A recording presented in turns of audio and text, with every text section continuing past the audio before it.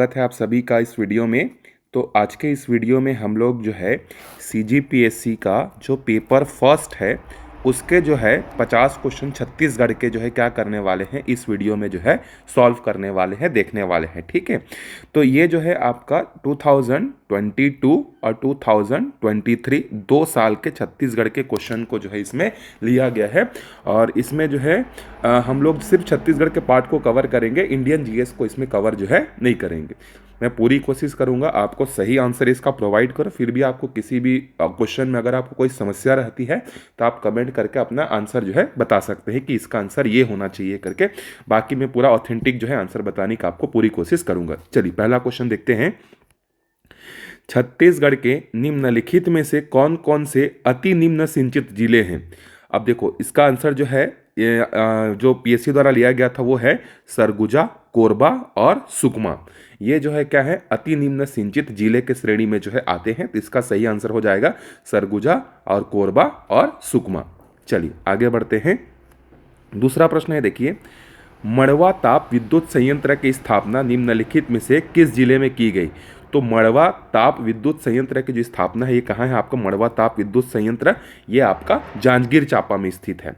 चलिए आगे बढ़ते हैं अगले प्रश्न पर। देखिए, सर्वाधिक लिंगानुपात दंडकारण्य के दंतेवाड़ा एवं कोंडागांव में होने के कारण है। देखिए छत्तीसगढ़ में जो है सर्वाधिक लिंगानुपात जो है वो कहाँ पर है? कोंडागांव जिले में है। ठीक है, तो कोंडागांव जिले, उसके बाद जो है दंतेवाड़ा वगैरह आते हैं। तो यहाँ पर कहा जा रहा है कि सर्वाधिक लिंगानुपात होने के यहाँ पर क्या क्या कारण है। तो यहाँ पर है, देखिए, पुरुष मृत्यु दर जो है यहाँ पर जो है अधिक होना दिया है। दूसरा दिया है कन्या भ्रूण हत्या का अभाव। तीसरा है अगम्य क्षेत्र होना। चौथा है पिछड़ा क्षेत्र होना। तो ये दोनों आप देखेंगे तो ये कहीं से भी आपका लिंगानुपात को प्रभावित करने वाले कारक नहीं है। अगम्य क्षेत्र होने का मतलब ये नहीं होता है कि वहाँ पर लिंगानुपात ज़्यादा होगा या कम होगा, ये कोई फैक्टर नहीं है। उसी तरीके से पिछड़ा क्षेत्र होना भी कोई फैक्टर नहीं है। ये क्षेत्र ज़्यादा पिछड़े हुए हैं मैदानी क्षेत्रों के कंपैरिजन में, इसीलिए यहाँ पर लिंगानुपात ज़्यादा है। तो तीसरा चौथा ऑप्शन तो आपका ऐसे ही गलत हो गया। तो इसका सही आंसर क्या होगा? आपका 1 और 2 जो है सही आंसर होगा, पुरुष मृत्यु दर अधिक होना और कन्या भ्रूण हत्या का अभाव। चलिए आगे बढ़ते हैं चौथे प्रश्न पर। देखिए चौथा प्रश्न है, सीता नदी क्षेत्र में किस वृक्ष की बहुलता है?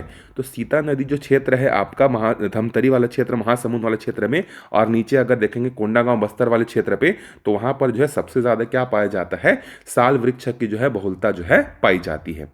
चलिए आगे बढ़ते हैं पांचवें प्रश्न पर। देखिए, अब देखिए ये 2021-22 के आर्थिक सर्वेक्षण के आधार पर है ना। तो देखिए छत्तीसगढ़ के आर्थिक सर्वेक्षण 2021-22 के अनुसार वर्ष 21-22 में स्थिर मूल्यों पर, देखिए यहाँ पर कहा गया है स्थिर मूल्यों पर, छत्तीसगढ़ की अर्थव्यवस्था के किस क्षेत्र में वृद्धि दर जो है सर्वाधिक रही है? तो सर्वाधिक वृद्धि दर जो है रही है वो आपका किस में रहा है? मैन्युफैक्चरिंग कंस्ट्रक्शन में, मतलब कंस्ट्रक्शन में जो है रहा है, निर्माण में जो है रहा है। तो पांचवा का सही आंसर उस समय के हिसाब से जो है निर्माण है। वर्तमान में आप देखिएगा आर्थिक सर्वेक्षण के आपको बहुत सारे क्वेश्चन देखने को मिलेंगे। तो इस साल का आर्थिक सर्वेक्षण भी जो है आपको बहुत अच्छे से करके जाना है। ये फिर से आपका आर्थिक सर्वेक्षण के बेसिस पर है, इसको हम लोग छोड़ देते हैं, ठीक है, क्योंकि ये पुराने डेटा का बेसिस पर है, नए डेटा के बेसिस पर आप इसको पढ़ेंगे। चलिए, छत्तीसगढ़ राज्य के अनुसूचित जाति आयोग के वर्तमान अध्यक्ष कौन है? ये उस समय के हिसाब से है ना। तो उस समय के हिसाब से जो है कौन है आपका? केपी खांडे। केपी खांडे जो है वो 2021-22 के समय में जो है क्या थे? अनुसूचित जाति आयोग के अध्यक्ष थे। चलिए फिर ये आर्थिक सर्वेक्षण का आगे इसको हम लोग छोड़ देते हैं जो आर्थिक सर्वेक्षण का दिया हुआ है। चलिए छत्तीसगढ़ के जीएस पर आते हैं। देखिए 13वां प्रश्न दिया है यहाँ पर हमारे पास मैचिंग करने के लिए, ठीक है। रतनपुर के निम्नलिखित कलचुरी शासकों के शिलालेख एवं ताम्रपत्र को उनके प्राप्ति के स्थान से सुमेलित कीजिए। कहाँ कहाँ पर जो है इनका ताम्रपत्र जो है मिला है? देखिए पृथ्वीदेव प्रथम का जो ताम्रपत्र मिला है वो हमें अमोदा से मिला है। गोपाल देव का जो है कहाँ से मिला है? पुजारी पारी से मिला है। प्रताप मल्ल का जो है बलौरगढ़ से मिला है। और बहरेंद्र साय का किससे मिला है? कोसगई। बहरेंद्र साय जो है क्या करते हैं? अपनी राजधानी को जो है स्थानांतरित कर देते हैं ना।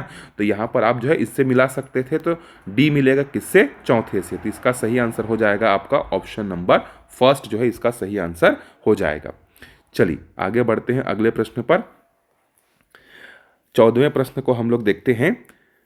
रतनपुर के कलचुरी शासक रत्नदेव के सिक्कों में निम्नलिखित में से कौन सी विशेषता नहीं पाई जाती है? ये स्पेसिफिकली रत्नदेव के बारे में पूछा जा रहा है। तो रत्नदेव के सिक्कों में जो है गजलक्ष्मी का अंकन जो है नहीं मिलता, बाकी गज, शार्दुल, सिंह और मानव आकृति देखने को मिलती है। चलिए 15वें प्रश्न पर चलते हैं। देखिए 15वां प्रश्न है रतनपुर रतनपुर राज्य में कलचुरी शासक रघुनाथ सिंह को अपदस्थ कर रघु जी ने वहां पर कब नए प्रशासक को नियुक्त किया था? तो देखिए ये सब जो है 1900 में दिया हुआ, इसीलिए इसको जो है पीएससी ने क्या कर दिया था, विलोपित कर दिया था। जबकि ये होना चाहिए था क्या, ऑप्शन 1740, 1741, 1742, इस तरीके के ऑप्शन जो है यहाँ पर होने चाहिए थे। ठीक है, तो उस समय जो है रघुनाथ सिंह जो है वो क्या रहते हैं, वहाँ के जो है शासक रहते हैं रतनपुर के। ठीक है, तो रतनपुर, इनकी भी कोई संतान नहीं रहती है, तो क्या होता है जब रघु जी क्या करते हैं, आपका बंगाल पर आक्रमण करने के लिए जाते रहते हैं, तो मोहन सिंह के नेतृत्व में जो है यहाँ पर क्या करते हैं, एक सेना भेजते हैं जो कि रघुनाथ सिंह को अपदस्थ कर देती है, और फिर रघुनाथ सिंह उनको क्या करते हैं, रतनपुर के जो है नए प्रशासक बना देते हैं। याद रखिए, जो आपके मोहन सिंह रहते हैं ना, वो राजा नहीं बनते, वो प्रबंधक बनते हैं, प्रशासक बनते हैं। तो ये कब होता है आपका 1745 में जो है ये घटना हुई रहती है। ठीक है, तो यहाँ पर इसमें से कोई नहीं दिया है, इसीलिए इसको जो है क्या बोलते हैं, पीएससी ने विलोपित कर दिया था। तो आप थोड़ा याद रखिएगा कि रघुनाथ सिंह को जो है मोहन सिंह हटाते हैं, और रघु जी जो है उनको क्या करते हैं, राजा नहीं बनाते, वहां उनको क्या करते हैं, एक प्रशासक की भूमिका जो है देकर जो है वो क्या करते हैं, बंगाल जो है लड़ाई करने के लिए चले जाते हैं। चलिए आगे बढ़ते हैं। देखिए बस्तर रियासत के भूमकाल विद्रोह में निम्नलिखित घटनाओं को जो है क्या करना है, सुमेलित कीजिए। देखिए भूमकाल विद्रोह जो है क्या हुआ था आपका 1910 में जो है हुआ था। ठीक है, अब इसकी घटनाओं को आपको क्या करना है, सही सही जो है सुमेलित करना है। तो देखिए विद्रोह की जो घोषणा होंगी वो आपका जो है, एक मिनट, हाँ क्या करना है, भूमकाल मैचिंग करना है। ठीक ठीक ठीक, अब यहाँ पर जो है विद्रोह की जो घोषणा होती है ये होगा आपका अक्टूबर, आपका पहले होगा। देखिए ये सारे ऑप्शन को आप थोड़ा सा लॉजिक करके भी कर सकते हैं। विद्रोह की घोषणा पहले होगी ना, तो विद्रोह की घोषणा अक्टूबर 1919 में होती है। ठीक है, फिर उसके बाद जो है इसके आगे जब मैचिंग करेंगे तो क्या होगा, कुकानार पर आक्रमण होता है कब, आपका फरवरी में, पहले कुकानार पर आक्रमण होता है। ठीक है, दूसरा ये हो गया। फिर है उसके बाद मुरिया राज की घोषणा, मुरिया राज की घोषणा होती है आपका फरवरी 1910 में, और रानी सुबरनपुर की गिरफ्तारी जो होती है ये आपका 5 मार्च 1905 को होती है। ठीक है, तो इसका जो सही उत्तर होगा आपका ये होगा option number B. Option number B जो है क्या है, इसका करेक्ट आंसर है। ठीक है, चलिए आगे बढ़ते हैं। ई राघवेंद्र राव प्रथम बार मध्य प्रांत एवं बरार के कब मुख्यमंत्री बनते हैं? तो ई राघवेंद्र राव जो है पहली बार जो है 1927 में जो है क्या होते हैं, मध्य प्रांत और बरार के जो है क्या होते हैं, मुख्यमंत्री बनते हैं। प्लस इनका जो है मुख्यमंत्री के साथ साथ जो है इनको शिक्षा मंत्री भी जो है बनाया जाता है, या शिक्षा मंत्री का पद भी इनके पास रहता है।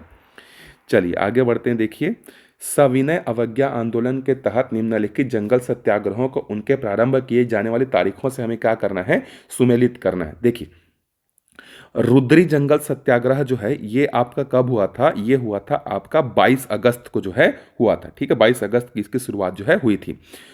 पोड़ी जंगल सत्याग्रह जो है ये आपका कब होता है, पोड़ी सत्याग्रह आपका 3 अगस्त को होता है। ठीक है, तो ऑप्शन देख लेते हैं कि इसमें से कौन सा मिल रहा है हमारा। पहला मैच हुआ था किससे, 4 से, दूसरा मैच हुआ था किससे, 1 से। तो हमारा सही आंसर कौन सा हो जाएगा, सी जो है इसका सही आंसर हो जाएगा। तो बाकी देख लेते हैं एक बार फिर से इसको मैचिंग करके। ठीक है, तो फिर से मैचिंग करते हैं।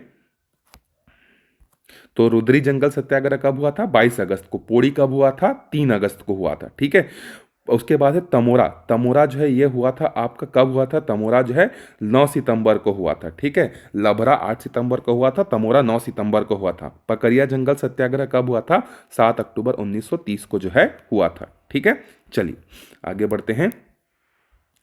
राजनांदगांव रियासत के शासक महंत घासीदास को ब्रिटिश शासन ने शासक होने का सनद, मतलब ये है आप रियासत का समझ सकते हैं, रियासत का जो है राजनांदगांव को जो है रियासत का राजा या रियासत का जो मुख्य अधिकारी है ये जो है उनको कब दिया गया था। ठीक है, तो इसका सही आंसर है आपका 1865 में जो है राजनांदगांव को जो है रियासत का दर्जा दिया गया था।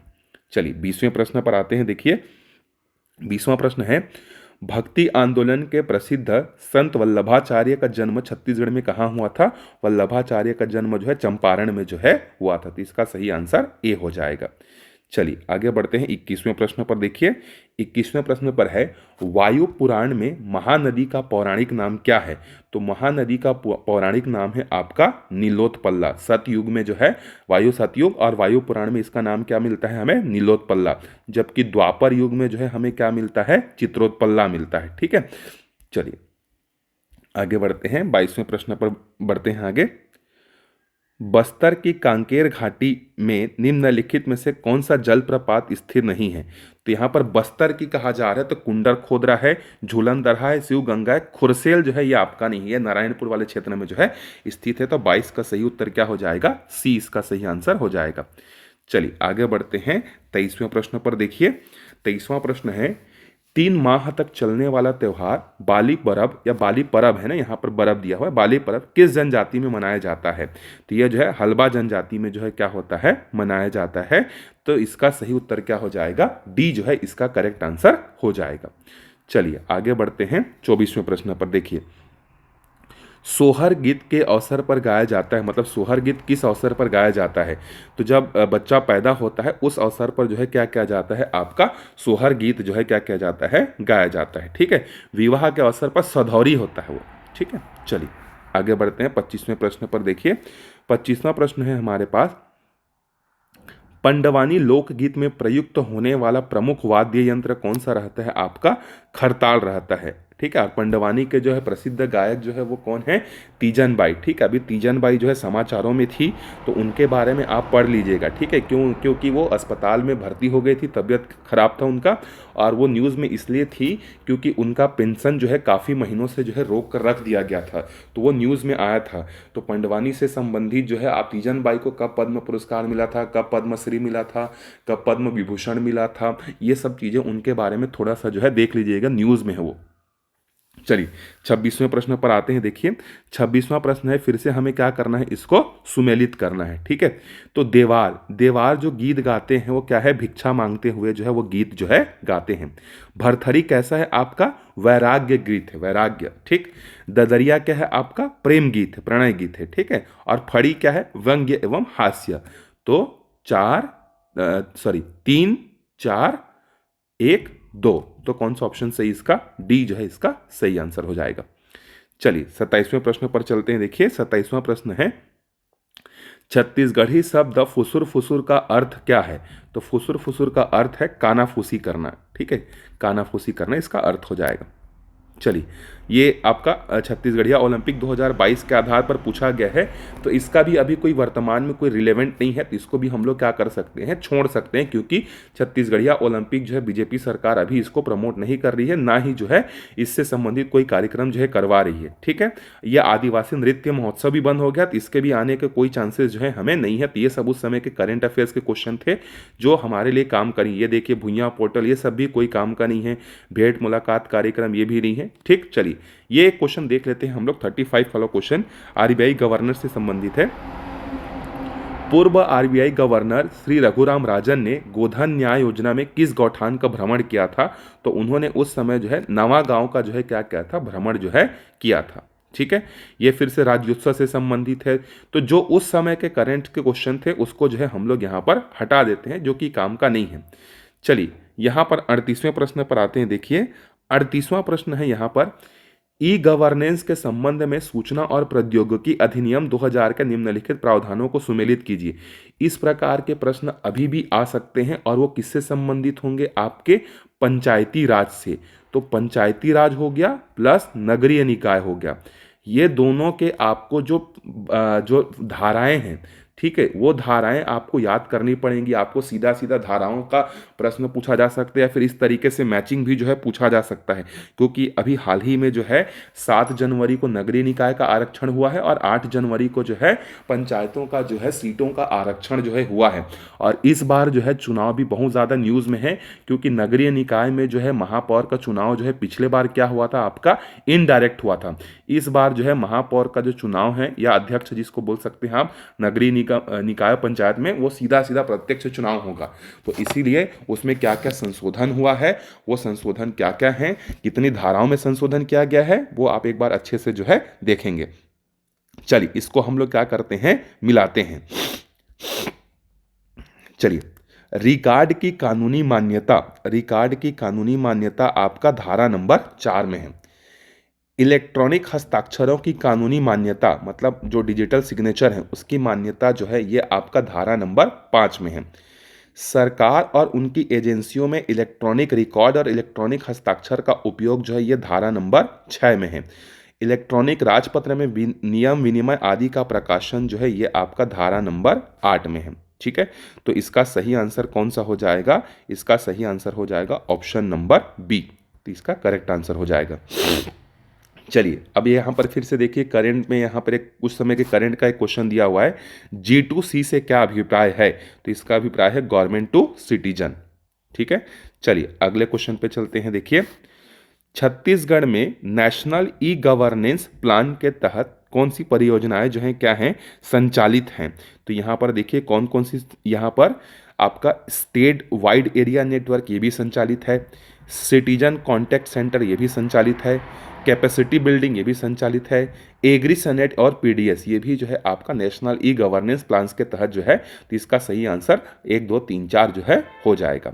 चलिए आगे बढ़ते हैं 41वें वाले प्रश्न पर। देखिए, अनुसूचित क्षेत्र से संबंधित जो है कौन सा जो है आपका सही है।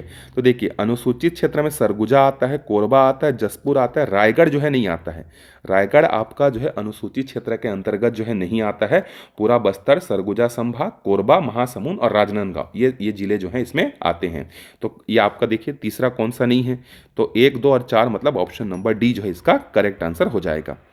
चलिए आगे बढ़ते हैं 42वें प्रश्न पर। फिर से मैचिंग करने के लिए यहाँ पर दिया देखिए, और यहाँ पर जो मैचिंग करने दिया है उसमें जो है आपका संस्थान से संबंधित है।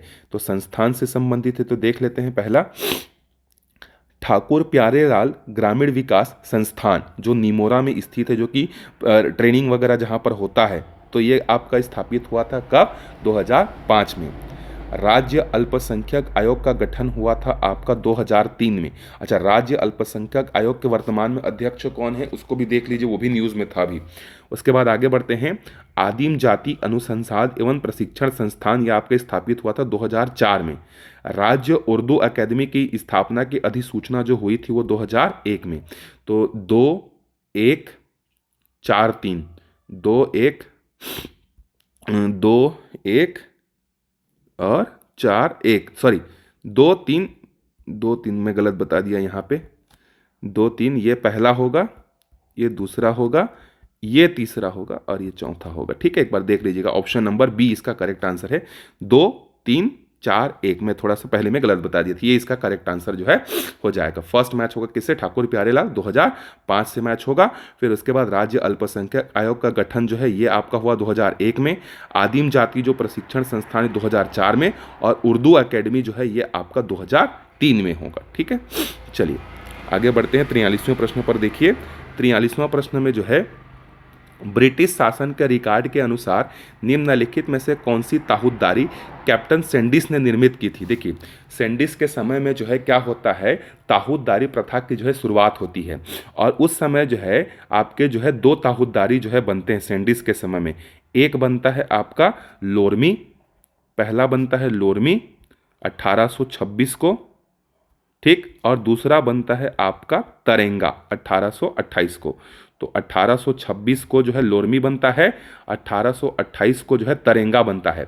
और ये लोरमी और तरेंगा जो ताहूदारियाँ रहती हैं ना, ये भारत के आज़ादी तक बनी रहती हैं। जबकि इसके बाद की जो ताहूदारियाँ होती हैं, जो और भी सिहावा, लवन और संजारी बालोद पड़ते हैं ना, वो जो है उसको जो है ख़त्म कर दिया जाता है, संभाग जब मतलब जल्दी ख़त्म कर दिया जाता है। लेकिन ये दोनों ताहूदारियाँ जो है सैंडिस के समय में बनी होती हैं और भारत के आज़ादी तक चलती हैं। तो इसमें से कोई भी इसका ऑप्शन नहीं है, इसीलिए आप इसको विलोपित जो है कर सकते हैं। ठीक है, तो पहला लोरमी हो गया, दूसरा तरेंगा हो गया, तीसरा जो है रघुजी तृतीय के समय में जो है एक और बनता है, दो बनता है। एक बनता है आपका सिरपुर ताहुतदारी जो कि आपका 1843 को होता है, और चौथा है आपका सिरपुर और लवन। लवन जो है ये आपका 1848 को बनता है। ठीक है, चार ये हो गए। उसके बाद जब भारत में जो है 1854 के बाद प्रत्यक्ष जो है ब्रिटिश शासन लागू हो जाता है, तो उस समय जो है तीन और बनते हैं। एक आपका बनता है सिहावा, एक बनता है आपका खल्लारी, और एक है आपका संजारी। ये तीन जो है 1854 में बनती हैं। ठीक है, तो ये ताहुतदारियां 1854 में बनती हैं। ये दो ताहुतदारियां सेंडिस के समय, ये दो रघुजी तृतीय के समय। तो इसको ध्यान में रखिएगा, थोड़ा ताहुतदारी से प्रश्न आपको पूछा जा सकता है। ठीक है, चलिए आगे बढ़ते हैं 44वें प्रश्न पर। देखिए 44वां प्रश्न है यहाँ पर कूट वाला है। फिर से देखिए क्या दिया है, छत्तीसगढ़ में जिला पंचायत के गठन के बारे में क्या क्या सही है। मतलब जिला पंचायत का गठन जो है कैसे होता है। तो निर्वाचित क्षेत्रों के निर्वाचित सदस्य से डेफिनेटली भाई जिला पंचायत जो गठन होगा तो उसमें निर्वाचित सदस्य तो शामिल होंगे ही ना। दूसरा, छत्तीसगढ़ के ऐसे समस्त सदस्य लोकसभा के सदस्य जिनका संसदीय निर्वाचन क्षेत्रों का प्रतिनिधित्व करते हैं, जो उस जिले से संबंधित हैं या जिनका क्षेत्र जो है उस जिले में आता है पूर्णतः या तो अंशतः। ये बिल्कुल सही है आपका, दूसरा भी सही है। छत्तीसगढ़ राज्य से राज्यसभा के समस्त ऐसे सदस्य ये भी हैं, मतलब कोई भी सांसद चाहे लोकसभा का हो चाहे राज्यसभा का हो, अगर उस जिले में या तो कुछ हिस्सा पड़ता है उसका या पूरा हिस्सा पड़ता है तो उसके सदस्य बन सकते हैं। तो एक दो तीन सही है। नगरीय निकाय वाले कहाँ से आ जाएंगे भाई, इसको कॉमन सेंस लगाकर आप कर सकते हैं। अगर किसी सांसद का जो है क्षेत्र जो है नगरीय निकाय में अगर आता है, ठीक है, पूर्णतः, अंशतः आता तो चल जाता है, लेकिन पूर्णतः नगरीय निकाय में आएगा तो फिर वो जो है जिला पंचायत का सदस्य जो है नहीं बनेगा। तो चौथा इसका गलत हो जाएगा। एक दो तीन जो है इसका सही उत्तर हो जाएगा। चलिए आगे देखते हैं 45वां प्रश्न पर देखते हैं। देखिए अभी जो है वर्तमान में हमारे छत्तीसगढ़ में जो है माडा के जो है क्या है, 9 जो है क्षेत्र क्या है संचालित हैं। माडा के कितने क्षेत्र संचालित हैं, 9। अब ये 9 कौन कौन से हैं देखिए, एक है आपका रुगजा, ठीक है, रुगजा। दूसरा है गोपालपुर, तीसरा है सारंगढ़, चौथा है बलौदाबाजार, उसके बाद है महासमुंद 1, महासमुंद 2, ठीक। अगला है नचनिया, ठीक है, और कबीरधाम, ठीक। कितने हो गए, 1 2 3 4 5 6 7 8, और एक और है गंगरेल, ठीक। ये जो है क्या है आपके माडा क्षेत्र के अंतर्गत आते हैं। तो देखिए बलौदाबाजार आता है, बिल्कुल आता है। नचनिया आता है, बिल्कुल आता है। कवर्धा मतलब कबीरधाम आता है, बिल्कुल सही है। गौरेला जो है इसमें नहीं, इसके अंतर्गत जो है नहीं आता है। तो 1 2 और 3 इसका सही आंसर होगा, चौथा इसका आंसर जो है नहीं होगा। चलिए 46वें प्रश्न पर चलते हैं। देखिए जनगणना 2011 के अनुसार जो है आपको पूछा है कि छत्तीसगढ़ का लगभग कितना क्षेत्र आदिवासी उप योजना क्षेत्र के अंतर्गत आता है। तो इसमें जो है आपका आंसर लिया गया है 88,000 वर्ग किलोमीटर को, जबकि इसका एग्जैक्ट जो आंसर है वो है 51,253 वर्ग किलोमीटर जो क्षेत्र है वो आदिवासी उप योजना क्षेत्र के अंतर्गत आता है। लेकिन अप्रोक्सीमेट जो है इसने 88,000 को जो है लिया था। चलिए 47वें प्रश्न पर आते हैं। देखिए 47वां प्रश्न हमें क्या बोल रहा है, नवनिर्मित मनेन्द्रगढ़ चिरमिरी भरतपुर जिला राज्य की किस दिशा में स्थित है।